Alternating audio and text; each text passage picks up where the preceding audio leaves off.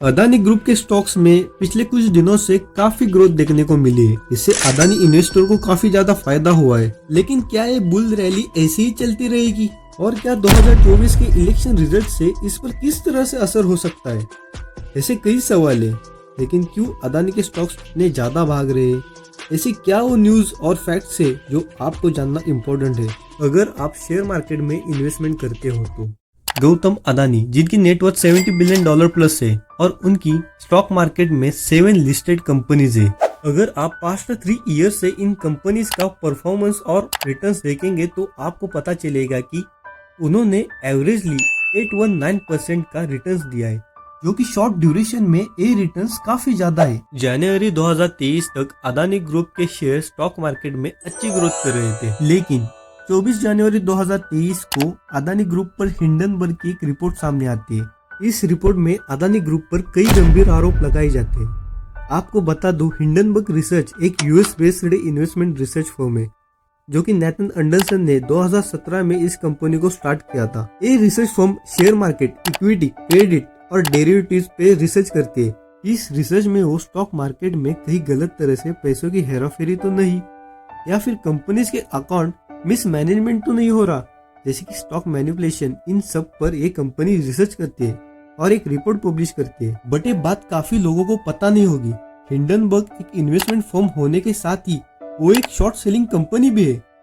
अब इस सवाल है कि शॉर्ट सेलिंग होता क्या है? तो आपको बता दूं, शॉर्ट सेलिंग एक ट्रेडिंग स्ट्रेटेजी है। जनरली स्टॉक मार्केट में आप स्टॉक्स को कम प्राइस पे खरीदते हो और ज्यादा प्राइस पे उसे सेल कर देते हो। शॉर्ट सेलिंग इसका उल्टा है, यानी ऑपोजिट है। यहाँ पर स्टॉक्स को पहले ज्यादा प्राइस पर उसे बेच दिया जाता है और फिर लो प्राइस पे उसे बाय करते हैं। 24 जनवरी 2023 में हिंडनबर्ग रिसर्च ने 106 पेजेस की एक रिपोर्ट जारी की थी। इस रिपोर्ट में अदानी ग्रुप के 85% स्टॉक्स ओवर वैल्यूड है, ऐसा आरोप किया गया।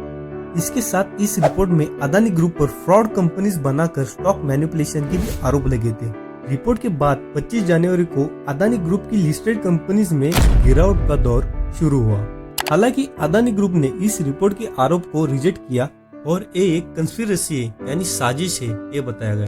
इस रिपोर्ट के कारण एक वीक में ही अदानी का 100 बिलियन से भी ज्यादा मार्केट कैप लूज हो चुका था। अपने डिफेंस में 29 जनवरी को अदानी ग्रुप ने 413 पेजेस का अपना एक स्टेटमेंट जारी किया और हिंडनबर्ग के सभी दावों का खंडन किया, लेकिन फिर भी शेयर्स गिरते रहे। रिपोर्ट आने से पहले गौतम अदानी दुनिया के टॉप 10 बिलियनियर्स की लिस्ट में 4th रैंक तक पहुंच गए थे, लेकिन देखते देखते ही एक ही मंथ में वो 37 रैंक तक नीचे आ गए। लेकिन अभी कुछ दिनों से अदानी शेयर्स में काफी ज्यादा ग्रोथ देखने को मिली है। शेयर्स ने काफी रिकवरी भी दिखाई है।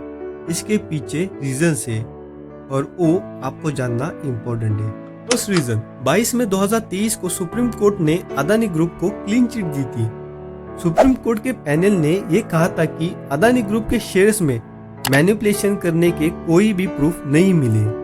इस कारण अदानी ग्रुप पर हुए आरोपों पर सुप्रीम कोर्ट द्वारा क्लीन चिट दी गई थी।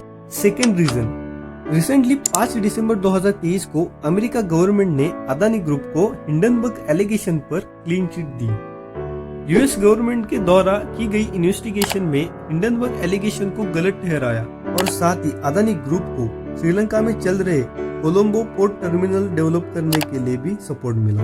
यूएस इस प्रोजेक्ट में करीब 4,500 करोड़ रुपए लगाने जा रहा है। अब आते आखिरी और थर्ड रीजन पे, जो इस बुल रैली का काफी बड़ा रीजन भी है।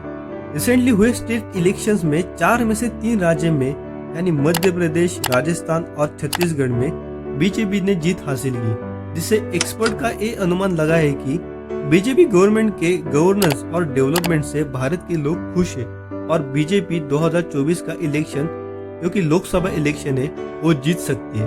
अदानी ग्रुप का ये बड़ा प्लस पॉइंट हो सकता है। हालांकि अदानी ग्रुप को कांग्रेस गवर्नमेंट में भी 21,000 करोड़ के प्रोजेक्ट मिले थे, लेकिन as compared to BJP government, Adani की नेटवर्थ 2014 में $7 बिलियन थी, वो बढ़कर 2022 में करीब $150 बिलियन तक पहुंच गई थी, क्योंकि 2014 से बीजेपी ने इंफ्रास्ट्रक्चर, प्राइवेटाइजेशन और डेवलपमेंट पर काफी ज्यादा फोकस किया है। लेकिन सवाल अब ये है कि अदानी स्टॉक्स की बुल रैली का अब आगे क्या होगा? एक्सपर्ट्स का ये मानना है कि अगर बीजेपी 2024 का इलेक्शन जीत जाती है तो ये गोल्डन डेज ऐसे ही चालू रह सकते हैं। लेकिन रिटेल इन्वेस्टर को इन्वेस्टमेंट ये सिर्फ न्यूज देखकर या फिर ट्रेंड फॉलो कर कर नहीं करना चाहिए। जो कंपनी का शेयर आप बाय कर रहे हो, क्या उसके फंडामेंटल्स ठीक है, क्या बिजनेस ग्रोथ अच्छा है, एनुअल रिपोर्ट्स, मैनेजमेंट और कंपनी के रेवेन्यू क्या कहते हैं, ये सब देखने की आदत आपको होनी चाहिए। नहीं तो स्टॉक मार्केट आपके लिए गैम्बलिंग ही साबित होगा।